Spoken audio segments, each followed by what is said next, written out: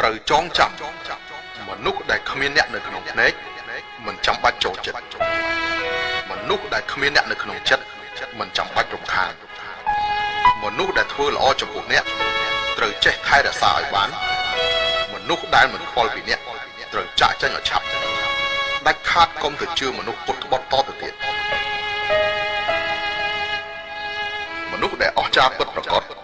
សុទ្ធតែជាមនុស្សពូកែគ្រប់គ្រងចិត្តមនុស្សពាក្យទាំងនេះពិតជាសោកសៅណាស់តែបើអ្នកដឹងកាន់តែឆាប់ការខាតបង់កាន់តែតិចទី1មនុស្សគ្មានលុយមិនស្មើខ្មោចព្រាយបេះដូងបរិសុទ្ធមិនស្មើមាត់ចេះនិយាយទី2មានតែធ្លាក់ខ្លួនម្ដងទេទើបអាចមើលច្បាស់ពីមនុស្សនៅជុំវិញខ្លួនអ្នកថាតើជាមនុស្សឬខ្មោចព្រាយបិសាចទី3កុំខ្វល់ខ្វាយខ្លាំងពេកចំពោះសម្ដីអាក្រក់របស់អ្នកដទៃ